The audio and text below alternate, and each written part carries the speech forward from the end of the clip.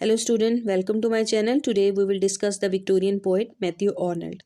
Matthew Arnold का जो time period है वो 1822 से 1888 तक का टाइम पीरियड है. Matthew Arnold was very famous Victorian English poet. He was critic, very popular, famous for his work like study of the poetry, जिसमें उन्होंने टचस्टोन मेथड को इंट्रोड्यूस करवाया. इसी तरह स्कूल इंस्पेक्टर भी रह चुके थे, सेज राइटर भी, और स्कूल इंस्पेक्टर की हैसियत से उन्होंने अक्रॉस द इंग्लैंड और कॉन्टिनेंटल यूरोप में ट्रैवलिंग की. और यही ट्रैवलिंग जो थी उसने हेल्प आउट किया उनकी लर्निंग में और सोसाइटी के सोशल इश्यूज़ को अंडरस्टैंड करने में. और इसी बेस पर उन्होंने जजमेंट अपनी क्रिएट की और अपना एनालिसिस ड्रॉ किया. और यही वजह है कि उनके जो आने वाले वर्क जो थे उनकी क्रिटिसिज्म में उनकी जो कहते हैं ना मास्टर स्किल अपीयर हुआ, जो उन्होंने ट्रैवलिंग से जो नॉलेज गेट किया. इसी तरीके से उनके वर्क पर बहुत ज़्यादा इन्फ्लुएंस जो रोमांटिक पोइट्स थे उनका विलियम वर्ड्सवर्थ, पीबी शैली और जॉन किट्स, वो इन तीनों को बहुत ज़्यादा पसंद करते थे. और एक इम्पॉर्टेंट बात ये कि विलियम वर्ड्सवर्थ जो थे वो लेक डिस्ट्रिक्ट में उनके साथ भी रह चुके थे, और उन्होंने उनके साथ और उनकी सिस्टर डॉर्थी के साथ टाइम भी स्पेंड किया हुआ था. यही वजह है कि स्टडी पोइट्री के वाले से जब वो रैंकिंग डेवलप कर रहे थे मुख्तलिफ जो पोइट्स में, तो उनमें विलियम वर्ड्सवर्थ को रैंक 1 इसलिए देते थे कि उनके क्रिटिसिज्म ऑफ लाइफ के हवाले से, कि लाइफ को जो उन्होंने डिपिक्ट किया है उसकी बेस पर उनको रैंक में वो नंबर ग्रांट करते थे, क्योंकि उनके नज़दीक जो पोइट्री होती थी it's a criticism of life. Poetry का मकसद ये होता है कि आप एप्लीकेशन ऑफ आइडियाज़ दें लाइफ के लिए. और जो पोइट्री जो मैथ्यू कहते हैं कि पोइट्री वो होती है जो आपके साथ कंसोल कर रही होती है रीडर के साथ, जो इंटरप्रेट कर रही होती है लाइफ को और सस्टेन अस. और ये सारी चीज़ें हैं जो उनके लिए एक पोइट्री का एक जो उनका एक खाका सा जो ड्रॉ करते हैं पोइट्री के बारे में, वो उनका पॉइंट ऑफ व्यू है. इसके अलावा वो ये भी कहते थे कि अगर आप एक्स्ट्रा ऑर्डिनरी जो है पोइट्री के अंदर डिक्शन क्रिएट करेंगे तो वो उसको लोअर ग्रेड बना देगी. सो कुछ स्टैंडर्ड्स थे, और यही वजह है कि जो बहुत ज़्यादा उनका एंशिएंट जो राइटर क्लासिकल राइटर्स जो थे उनसे उन्होंने बहुत ज़्यादा असर लिया. उनमें जो था एक होमर था, सोफिक्लिस था, दांते था, और मिल्टन जो था पैराडाइज लॉस्ट, ये सारे के सारे ग्रेट राइटर्स जो एंशिएंट टाइम के.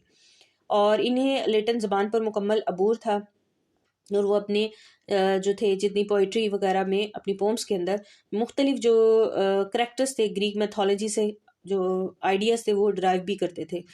जैसा कि उनकी फेमस जो पोम है द डोवर बीच, उसके अंदर सोफिक्लीस का वो रेफरेंस एक एनालॉजी क्रिएट करते हैं कि जब सी के पास खड़े थे, स्ट्रेट ऑफ द इंग्लैंड के पास, जहाँ पे स्टेट ऑफ इंग्लैंड और साथ साथ कॉन्टिनेंटल यूरोप का वो पॉइंट था, वहाँ पे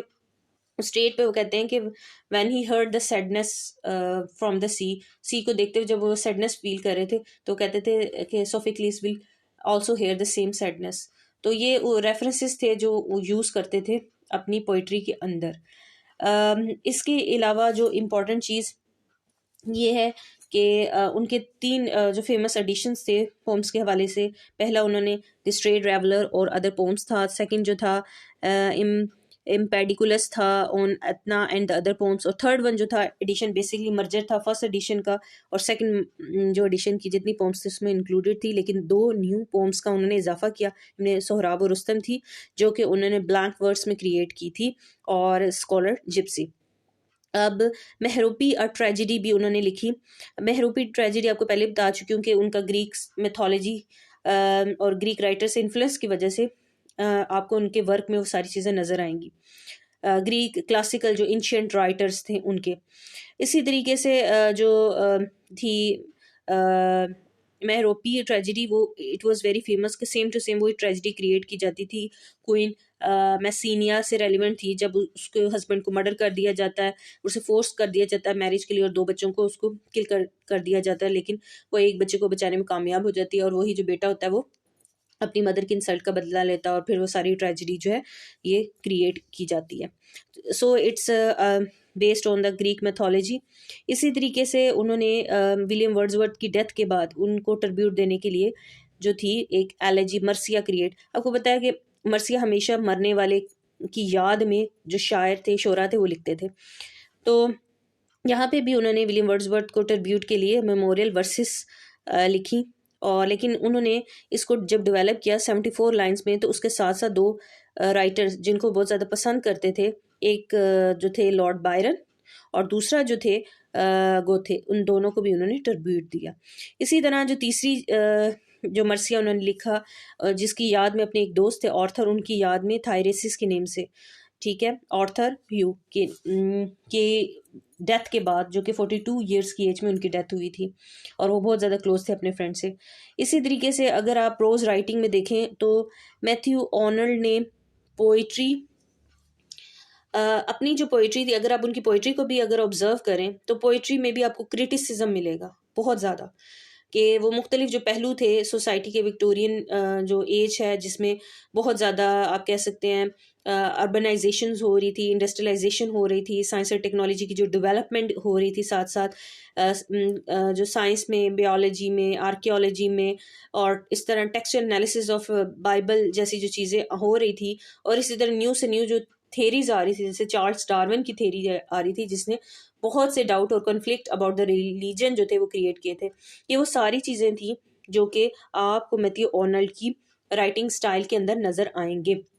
और वो हमेशा as a anti modernisation element के तौर पर वर्कआउट करते हुए नजर आएंगे, क्रिटिसिज्म करेंगे मॉडर्नाइजेशन पर, और साथ साथ उनकी पोइट्री में सैडनेस होगी, ग्रीफ होगी, मेलैंकली होगी। रीज़न क्या है कि we are far from the nature, क्योंकि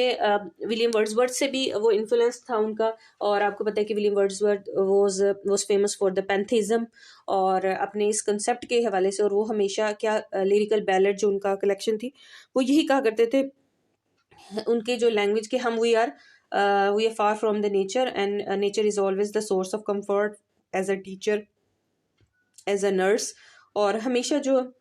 ह्यूमन बींग्स जो है अपने आप को एनर्जेटिक तभी फील करता है वो नेचर के करीब होता है। लेकिन यहाँ पे आपको उनका इन्फ्लुएंस तो नज़र आएगा, एक पहलू ये, लेकिन वो नेचर को जब अपने सब्जेक्ट मैटर के अंदर ट्रीट करते थे, जैसे कि पोम्स दी डोवर बीच के अंदर वो कर रहे हैं, तो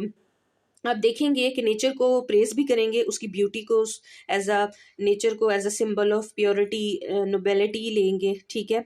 एज अ स्पिरिचुअलिटी एलिमेंट जो कि विलियम वर्ड्सवर्थ का था, रोमांटिसिज्म में था, उसको भी लेंगे, लेकिन साथ साथ वे एक और एलिमेंट को इंक्लूड कर देंगे अपनी पोइट्री के अंदर, और वो एलिमेंट है इनएग्जाइटी। वो कहते हैं कि नेचर के दो पहलू, जैसे थॉमस हार्डी का व्यू था पॉजिटिव और नेगेटिव, कि जो है नेचर जो है वो पॉजिटिव भी रखती है और नेगेटिव इम्पैक्ट्स भी रखती है, ठीक है। और जिस तरह अल्फ्रेड लॉर्ड टेनिसन भी कहते थे, nature red in the tooth and the clause, कि नेचर जो होती है वो समटाइम जो है वो डिस्क्योटिक भी क्रिएट करती है, डिस्कार्टेड भी कर देती है स्पीशीज को ऑन द लैंड। तो ये फ्लड की सूरत में ये मुख्तलिफ, तो बेसिकली वो उस चीज़ को भी अपनी लेके आते थे और कहते थे कि नेचर जो होती है सम टाइम ऐसा भी होता है कि हम जब नेचर से दूर होते जाते हैं, और जितना हमें टाइम नेचर के साथ स्पेंड करना चाहिए, जैसे ही वो spending a time on the sea, और वो नेचर को, सी को देख रहे थे, स्टोन्स को देख रहे थे, और मूवमेंट ऑफ टाइड्स को फील कर रहे थे, और इसी तरह साउंड्स ऑफ पेबल्स को, ये सब सारी चीज़ें, सनशाइन को देख रहे थे। तो वो ये कहना चाह रहे थे कि जब इंसान, हम ह्यूमन बींग्स अपना कनेक्शन स्ट्रॉन्ग नहीं कर पाते नेचर के साथ, तो वो हमें बहुत रेस्टलेस सिचुएशन में ले जाती है चीज़, हमें जो है ग्रीफ देती है, मेलैंकली देती है, हमारे लिए इनएग्जाइटी क्रिएट कर देती है, और ये डेट्रीमेंटल हो जाती है हमारे लिए। यही नेचर जो है वो हमारे लिए नेगेटिव इम्पैक्ट्स क्रिएट कर रही है। तो यहाँ भी यही कहना चाह रहे हैं वो अपनी पोइट्री के अंदर, कि जब हम ह्यूमन बींग अर्बनाइजेशन की वजह से ऐसा हुआ है कि हम रूरल एरिया से मूव तेज़ी से करते आ रहे हैं, और इंडस्ट्रियलाइजेशन, ज़्यादा से ज़्यादा इंडस्ट्रीज डेवलप हो रही हैं, लेबर इंक्रीज की वजह से जो है अपॉर्चुनिटीज़ तो मिल रही हैं लोगों को, ठीक है, लेकिन क्वालिटी ऑफ लाइफ जो है वो डिक्रीज कर गया है, एक्सप्लॉयटेशन ज़्यादा हो रही है ह्यूमन बींग्स की। और एक इम्पॉर्टेंट चीज़, उसका इफेक्ट ये है कि हम we are spending our life like a machines, we are spending a mechanical life, जिसकी वजह से हम सही तरीके से नेचर के साथ ट्रांसेंड नहीं कर सके, और यही वजह है कि हम ज़्यादा से ज़्यादा जो है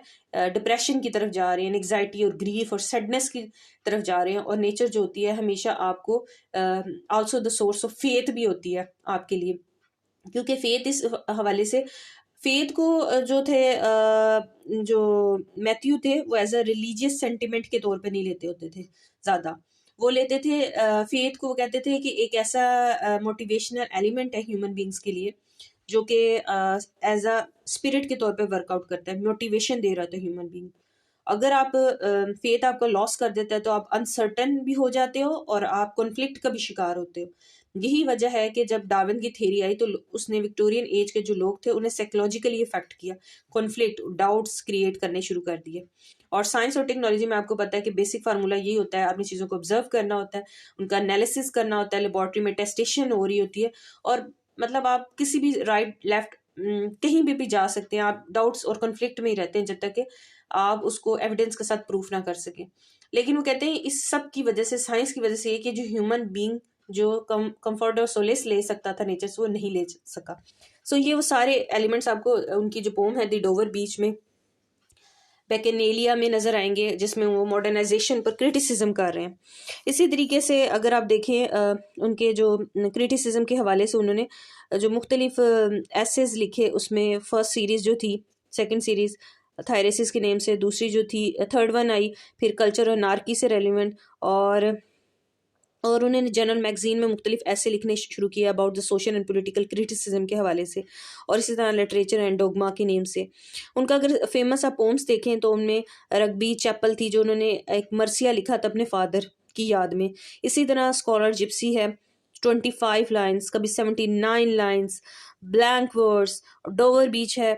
फिर इसी तरीके से जो रिप्रेजेंट करती है लॉस ऑफ फेथ को, इसी तरह शेक्सपियर के सोनेंट है। ये वो मतलब लॉन्ग एंड लेंथी वर्क है जो मैथ्यू आर्नल्ड का। He was not easy going person. क्या आप अंदाजा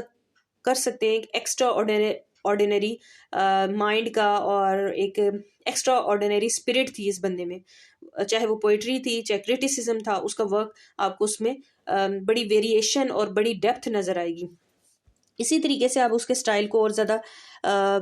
अगर देखें, मैं आपको साथ साथ व्यू इनकी एज का दे रही हूँ क्योंकि एज से ही आपको उस राइटर के बारे में अंडरस्टैंडिंग, उनके जो राइटिंग स्टाइल का इन्फ्लुएंस जो है पता लगता है। क्योंकि जो विक्टोरियन एज का टाइम का जो राइटर है वो मूव कर रहा है मॉडर्न एज की तरफ, रियलिज्म की तरफ। तो साइकोलॉजिकली इफेक्ट होने का मतलब ये कि वो रियलिस्टिक पॉइंट ऑफ व्यू से जा रहा है, रियलिज्म की तरफ जा रहा है, ठीक है। और मॉडर्न एज आपको पता है कि वो डाउट्स की एज थी, निहिलिज्म और इस किस्म के जो कॉन्सेप्ट थे, एग्जिस्टेंशियलिज्म और ये जो सारी चीज़ें, उस तरफ मूवमेंट गई वॉर्स की वजह से, वॉर 1 वॉर 2। इसी तरीके से इसमें रोमांटिसिज्म के भी ट्रेसेस थे, क्योंकि रोमांटिसिज्म जब कोई एज मूव कर रही खत्म हो रही होती है तो एकदम से खत्म नहीं, उसके जो ट्रेसेस होते हैं वो नेक्स्ट जनरेशन के जो राइटर्स होते हैं उस पर पढ़ते हैं। इसी वजह से इसमें जो इनका जो स्टाइल था उसमें नेचर के element, love for the nature वाला एलिमेंट भी नजर आएगा, ब्यूटी भी नजर आएगी। और जैसे कि द डोवर बीच में, चूंकि उन्होंने जब लिखी थी तो उससे पहले वो टाइम स्पेंड कर चुके थे डोवर बीच के पर विद हिज लवर, तो उसके साथ एक लव अफेक्शन वाला जो एलिमेंट था उसके साथ उनकी यादें वाबस्ता थी उस पोम के साथ, उस जगह के साथ। तो इसी तरीके से आप देखें एलेजी, सोनेट्स, लॉन्ग स्टैंजा, वो जब लिखते थे तो बड़े रिदम का ख्याल रखते, क्योंकि क्लासिकल राइटर से इन्फ्लुएंस था बहुत ज़्यादा, और लेकिन इजी गोइंग थे, इजी जब पढ़ते थे तो आपको अंडरस्टैंडिंग हो जाती है उनकी वर्डिंग्स की, ल्यूसिड क्लियर इमेज क्रिएट करते थे, और कोशिश ये करते थे कि ज़्यादा से ज़्यादा उसमें फैंसी क्रिएट ना करें, एलिगेंस क्रिएट करने के लिए एक्स्ट्रा, मतलब उनके नज़दीक जो पोइट्री होती थी शुड बी वेरी सीरियस और शुड बी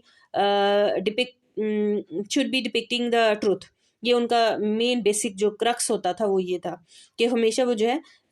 लाइफ को रिप्रेजेंट करे, इंटरप्रेट करे लाइफ को।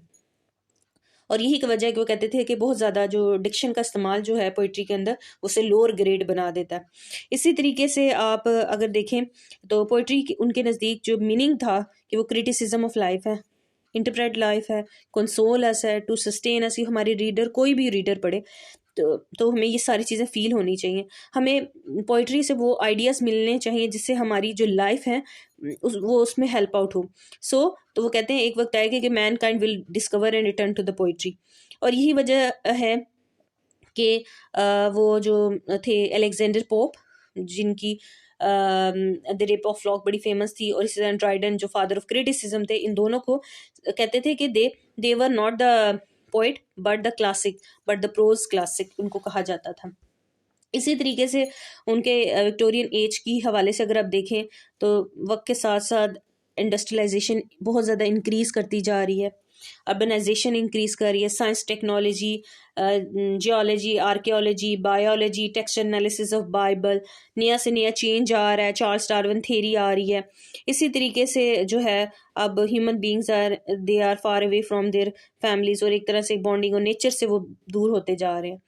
तो यही वजह है कि जो विक्टोरियन एज का जो आदमी है वो कॉन्फ्लिक्ट का शिकार है, चाहे वो रिलीजन है चाहे वो फेथ है। अनसर्टेनिटी बहुत ज़्यादा है। जब आपके पास फेथ लॉस करते हो तो अनसर्टेनिटी क्रिएट होती है, क्योंकि जो रिलीजन होता है is always the source of motivation for the people, और यही फेथ का ज़रिया होता है। और जब आप अपने रिलीजन के साथ आपकी बॉन्डिंग वीक होती है तो उसका इफेक्ट ये होता है आपका फेथ रिड्यूस होता है। आप उनके नज़दीक जो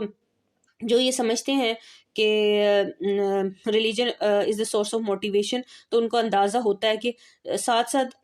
जैसे जैसे दूरी होती है रिलीजन के साथ, आपकी जो एक फेथ का जो एलिमेंट है ना वो कम होता है। लेकिन जो मैथ्यू आर्नल्ड थे फेथ को हमेशा, मैं आपको बताऊं कि वो एज अ रिलीजियस सेंटिमेंट के तौर पे ही सिर्फ नहीं लेते थे, बल्कि उसे एज अ ह्यूमन स्पिरिट के तौर पे लेते थे। वो कहते थे कि लॉस ऑफ फेथ का मतलब क्या है, सेंस, आप अपनी सेंसेस खो देते हैं। इसका मतलब है कि आप सैडनेस की तरफ जा रहे हैं, इसका मतलब ये इंट्रूजन की तरफ जा रहे हैं, इसका मतलब ये आप मेलनकली की तरफ जा रहे हैं, इसका मतलब ये कि आप डाउट की तरफ जा रहे हैं, इसका मतलब ये कि आप क्वेश्चनिंग की तरफ जा रहे हैं। तो ये डाउट्स और क्वेश्चनिंग क्या है, ये साइंस और टेक्नोलॉजी की कहते हैं ना, हमारा हुन्ने मिन्नत है। सारी ये चीज़ें हमें साइंस और टेक्नोलॉजी से डाउट्स और क्वेश्चनिंग मिले, ऑब्जर्वेशन और एक्सपेरिमेंट्स और कंक्लूजन ड्रॉ करना और फिर प्रूफ करना, ये सारी चीज़ें। और इसी वजह से अगर आप इनकी ये पोइट्री में देखें तो इनमें बहुत ज़्यादा विक्टोरियन एज के जो लोग थे, और स्पेशली मैथ्यू आर्नल्ड जैसे लोग जिन्होंने लेक डिस्ट्रिक्ट में टाइम स्पेंड किया था और लेक पोइट्स के साथ टाइम स्पेंड किया था, वो ट्रांजिशनल पीरियड को जानते थे, जो हिस्टोरिकल चेंज आया था लैंडस्केप के ऊपर। क्योंकि जो रोमांटिस जितने भी रोमांटिक पोइट्स थे उन्होंने तो कंट्री साइड का फ्लोरा और फाना देखा हुआ था, ठीक है। लेकिन ये जो विक्टोरियंस थे इन्होंने ट्रांजिशनल चेंजेस देखे थे, हिस्टोरिकल चेंजेस देखे थे। यही वजह है कि इनकी पोइट्री में आपको ट्रांजिशनल चेंजेस नज़र आएंगे। जैसे कि द डोवर बीच में जो मैथ्यू आर्नल्ड ने ट्रांजिशनल चेंज को ही मतलब डिस्कस किया है। और इसी तरीके से वो कहते हैं कि जब ये ट्रांजिशनल चेंज लैंडस्केप के अंदर ज़्यादा से ज़्यादा इंडस्ट्रीज डेवलप होने लग गई, अर्बनाइजेशन स्टार्ट हो गई, लोगों ने रूरल एरियाज़ को छोड़कर अर्बन एरियाज़ की तरफ मूवमेंट स्टार्ट कर दी, तो इससे जो सोसाइटी का सोशल फैब्रिक है वो बहुत ज़्यादा डिस्टर्ब हुआ। और यही वजह है कि वो उस पोम के अंदर बाज़ दफ़ा वो डिज़ायर भी करते हैं कि मुझे चांस मिले तो मैं विंडो में बैठ जाऊं और फिर बाहर से वो सारा लैंडस्केप और सारे पेस्टोरल लैंड्स को मैं देखूं और इंजॉय करूं, उस सनशाइन को, उस सी को, उन टाइड्स को, उन वेव्स को, और उस ब्यूटी और नेचर को इंजॉय करूं जो मतलब that is a part of the human being, जो कि इंसान के लिए ही बना है। सो ये उनमें सारे एलिमेंट्स जो हैं विक्टोरियन पोइट के, उनके जो एज के इन्फ्लुएंस की वजह से हैं। इसी तरीके से मैथोलॉजिकल जो करेक्टर्स और आइडियाज़ वो भी आपको मिलेंगे। जैसे सोफिक्लीस के वाले से मैंने बताया कि वो एक एनालॉजी ड्रॉ करते हैं कि जो साउंड और दुख, तकलीफ और सैडनेस मैंने सुनी है, यकीनन अगर सोफिक्लीस भी होता तो इस ट्रांजिशनल चेंज की वजह से ह्यूमन बीइंग की इस लापरवाही और ह्यूमन बीइंग के सैडनेस को वो खुद भी फील करता, अगर वो इस दौर के अंदर विक्टोरियन एज के अंदर होता, इस हिस्टोरिकल चेंज को। एक तरह से इनकी पोइट्री के अंदर आपको पैसिमिस्टिक एलिमेंट भी मिलेंगे। आपको ये भी पता है कि बता चुकी हूँ कि रिलीजन होता है सोर्स ऑफ मोटिवेशन है, आपको ऑप्टिमिस्टिक अप्रोच की तरफ लेके जाता है, होप्स की तरफ लेके जा रहा होता है। लेकिन ये जो लोग हैं ये डाउट में, अनसर्टेनिटी और कॉन्फ्लिक्ट्स, क्रिश्चियनिटी से दूर होते जा रहे हैं नए से नए थेरीज की वजह से, और हर वक्त क्वेश्चनिंग, रिलीजन पर ही क्वेश्चंस बन चुके हैं कई, तो जिसकी वजह से ये पैसिमिस्टिक हो चुके हैं और इसी वजह से ग्रीफ का शिकार हैं। और ये सब के सब जो चीज़ें हैं लॉस ऑफ रिलीजन को रिप्रेजेंट कर रही हैं, लेकिन साथ साथ लव फॉर द ब्यूटी भी एक इम्पॉर्टेंट एलिमेंट है। इसी वजह से तो वो स्टार्ट के अंदर कहते हैं कि the sea of the faith was once too all the fall and around the earth's shore lay like the fold of a bright girdle fuel। ये उनका मतलब स्टार्ट में डिडोवर बीच के कुछ एलिमेंट्स हैं जो उन्होंने डिस्कस किए हैं relevant to the sea landscape के हवाले से। इसी तरीके से अगर आप उनके डिफरेंट थीम्स को देखें तो आपको अच्छा खासा आइडिया हो जाएगा इनकी एज के बारे में, कि किस तरीके से वो नेचर को कैसे लेते हैं और लॉस ऑफ नेचर को कैसे लेते हैं, और इसी तरीके से किस तरीके से फेथ को अटैच करते हैं नेचर के साथ, और नेचर के दो एस्पेक्ट्स एक्सप्लेन करते हैं, पॉजिटिव और नेगेटिव दोनों। और इसी तरह जो सी वो डोवर बीच के अंदर रिप्रेजेंट कर रहे हैं, वो लॉस ऑफ फेथ को रिप्रेजेंट कर रहे हैं, और इसी तरह जो फैब्रिक ऑफ द सोसाइटी को रिप्रेजेंट कर रहे हैं। यही वजह है कि जो विक्टोरियन एज का जो बंदा है वो स्ट्रगल भी कर रहा है, ठीक है, और कंफ्यूज्ड भी है, ठीक है, और क्लैशेस भी बहुत ज़्यादा हैं, उसके अपने इंटरनली क्लैशेस, साइकोलॉजिकल जो क्लैशेस हैं वो, जैसे कि जो दूसरे विक्टोरियन पोइट्स हैं, जैसे कि एल्फ्रेड लॉर्ड टेनिसन है, उनकी पोइट्री में भी आप देख लें यही सारे ट्रेसेस आपको नज़र आएंगे, और उसमें रोमांटिसिज्म के अलावा रियलिस्टिक एलिमेंट्स भी नज़र आएंगे। और इसी तरीके से जो आप जितनी जितनी पोइट्स की पोइट्री और वर्क को देखेंगे तो आपको आइडिया इससे ज़्यादा हो जाएगा। इसी तरीके से अगर हम पोइट्री को देखें तो उनकी जो पोइट्री होती थी वो बेसिकली रिफ्लेक्ट करती थी लाइफ को, जैसे वो कहते हैं जो होती है हमेशा जो पोइट्री होती है वो should be interpret the life. और इसी तरह वो अपनी पोइट्री के थ्रू इन ह्यूमन बींग्स की जो शॉर्ट कमिंग्स ऑफ लाइफ, कि किस तरीके से नेचर से फार अवे होने की वजह से जब अपना फेथ है वो लॉस कर चुके हैं, ये शॉर्ट कमिंग, ठीक है। क्लासिकल एंटिक्विटी बहुत ज़्यादा थॉट्स थी, क्लासिकल राइटर से इन्फ्लुएंस बहुत ज़्यादा लेते थे, जैसे कि उन्होंने एक क्राइटेरिया डिफाइन किया हुआ था कि अगर अगर पोइट्री को जज करना है तो दो क्राइटेरियाज पे आप कर लें। क्लासिकल राइटर्स में आप देख लें, चौसर को देख लें, ड्राइडन को देख लें, पॉप को देख लें, पीबी शैली को, किड्स को देख लें, और अगर उस टाइम के देख लें कंटेम्प्रेरीज में तो गोथे को देख लें, विलियम वर्ड्सवर्थ को देख लें। तो ये वो था, उन्होंने क्राइटेरिया डिफाइन किया हुआ था किस तरीके से जब पोइट्री को आपने देखना है तो वो साथ साथ वो पोइट्री जो होती है बेसिकली ह्यूमन लाइफ को क्रिटिसाइज कर रही होती है। और लेकिन प्रॉब्लम ये है कि विक्टोरियन एज का जो बंदा है उसने अपने आप को मटेरियलिस्टिक जो इश्यूज हैं उसके अंदर इंडल्ज कर लिया for making more and more money, और इंडस्ट्रियलाइजेशन, लेबर, अपने वर्क के लिए, अर्निंग के लिए उसने अपनी लाइफ को मैकेनिकल वेज में बहुत ज़्यादा एक तरह से बिजी कर लिया, और जिसकी वजह से उसकी जो स्पिरिचुअल वीकनेस है वो वाक़या हो चुकी है। अब उसकी जो स्पिरिट है वो वीक हो गई है, और उसका जो कनेक्शन नेचर के साथ, गॉड के साथ होना चाहिए था, वो अब नहीं रहा। अब वो रिलीजन से भी दूर हो गया, अपने गॉड से भी दूर हो गया, जिसकी वजह से वो इंटरनली वीक हो गया है, और सोशल फैब्रिक जो है वो बहुत ज़्यादा जो है सफ़र कर रहा है। और इसी तरीके से अगर आप देखें डोवर बीच में, तो डोवर बीच के अंदर वो कहते हैं the sea is calm today, the tide is full, the moon lies fair upon the stairs and on the French coast light. ये सारे के सारे हैं, जैसे cliff of the England stood glimmering and the vast out in the tranquil bay. वो यही कहना चाह रही कि नेचर ही ऐसी जगह जहाँ जाके तुम जो है ट्रंक्यूलिटी गेट कर सकते हो, पीस गेट कर सकते हो, कंफर्ट गेट कर सकते हो। तो बेसिकली वो सारे अपनी पोइट्री के अंदर यही मैसेज कन्वे अपने रीडर को कर रहे हैं, और इसी तरीके से कहीं ना कहीं उनका बहुत ज़्यादा कहते हैं ना साथ अफसोस भी है shortcomings of human beings की, जो वो विक्टोरियन एज में बहुत ज़्यादा इंडल्ज और ट्रांसलेशनल चेंज की वजह से एक तरह से खला, एक ड्रिफ्ट सी क्रिएट हो गई है, उस सब के हवाले से वो कंसर्न है बहुत ज़्यादा। और अगर वो लव की बात करते हैं तो इवन के वो अपनी जो डोवर बीच में, ऑल दो के वो डायरेक्ट अगर देखें तो जो है उन्होंने कोई डायरेक्ट वर्ड यूज़ नहीं किया अपनी लवर के बारे में पोम में, लेकिन वो उनका जो कहीं ना कहीं अपनी लवर की के साथ सेपरेशन और उनकी जो एब्सेंस है उनको कहीं ना कहीं डिपिक्ट कर रहे हैं। जैसे वो कहते हैं कि ah love let us be true to one another, ah love let us be true to once another. So एक तरह से इन द डोवर बीच ही एड्रेस डायरेक्टली, वो अपनी लवर से ही एड्रेस कर रहे हैं, और अपने वो एक जो ह्यूमन बीइंग की क्वालिटी है लव, और वो जो है उसको भी, उस नेचर को भी वो डिपिक्ट कर रहे हैं। एक इम्पॉर्टेंट चीज़ जो इनकी पोइट्री के अंदर जो मुझे नज़र आती है रियलिस्टिक पॉइंट ऑफ व्यू से वो एक टाइम को भी बहुत ज़्यादा इंपॉर्टेंस देते हैं, टाइम को एज अ फिजिकल क्वांटिटी के तौर पे वो ट्रीट करते हैं जब वो अपने थीम्स को अपनी पोइट्री के अंदर वो शो करवा रहे होते हैं। तो उसमें टाइम को फिजिकल क्वांटिटी के अलावा एक जो इम्पोर्टेंट चीज़ है, वो कहते हैं कि हम जो ह्यूमन बींग्स होते हैं उनका डायलेमा ये है कि अगर अच्छा वक्त है तो हम चाह रहे हैं उसकी लेंथ इंक्रीज हो जाए, ठीक है। तो ये हमारी ख्वाहिशात हैं, ये हमारी डिज़ायर्स हैं, ठीक है। और इसी तरह उनको कहीं ना कहीं वो एक तरह से मैसेज दे रहे होते हैं, और अपनी पोइट्री के अंदर भी वो इसी तरह क्रिटिसिज्म कर रहे हैं जैसे कि ऐसे राइटिंग के अंदर उन्होंने क्रिटिसिज्म किया। और टाइम जो है हमेशा रिलेटिव लाइफ है, और आप इसे जो है डिनाई नहीं कर सकते। इसी तरीके से अगर हम मैथ्यू को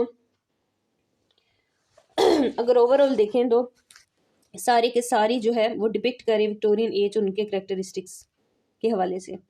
थीम्स लव, नेचर, आइसोलेशन, लोनीनेस बहुत ज़्यादा है। सी पर जब डोवर बीच में बैठे हुए हैं तो उनको सारी चीज़ों को आइसोलेट, अपने आप को अकेला, lonely, melancholy, anti modernisation elements देख रहे हैं, loss of faith, mythology, materialism, ये सारी की सारी जो चीज़ें हैं उनके जो है उनके जितना भी वर्क है पोम्स के अंदर, चाहे वो दी डोवर बीच हो, चाहे आप वो ले लें बैकनेलिया ले लें, जिसका मतलब वो ग्रीक में उसे एक फेस्टिवल कहा जाता है। तो ये वो सारी चीज़ें कहीं ना कहीं वो डिपिक्ट कर रही हैं fusion of romanticism and modernism. और इम्पॉर्टेंट जो उनका जो स्टडी ऑफ पोइट्री में क्रिटिसिज्म में जो काम था, टेस्ट ऑन मेथड था, और जो एक लैंडमार्क की हैसियत रखता है, जिसमें उन्होंने किसी भी पोइट्री को जज करने के लिए एक पैरामीटर डिफाइन किए कि आप उन्हें कंपेयर कर सकते हैं क्लासिकल राइटर्स के हवाले से, कि आप अपने कोई भी वर्क के उसकी क्या वर्थ है और उसको क्या उसकी पोजीशन है, उसके लिए ज़रूरी है कि आप उसको उसका कंपैरिजन करें, एनालिसिस करें। किस बेस पर? साइंटिफिक ऑब्जेक्टिविटी के बेस पर। इसको टेस्ट ऑन मेथड कहते हैं। और इसमें उन्होंने कहा कि अपनी जो है अगर बेस्ट काम देखना है तो आप जोसर, ड्राइडन और Alexander Pope, P B Shelley, John Keats को देखें। इसी तरह जब आप स्टैंडर्ड बनाएंगे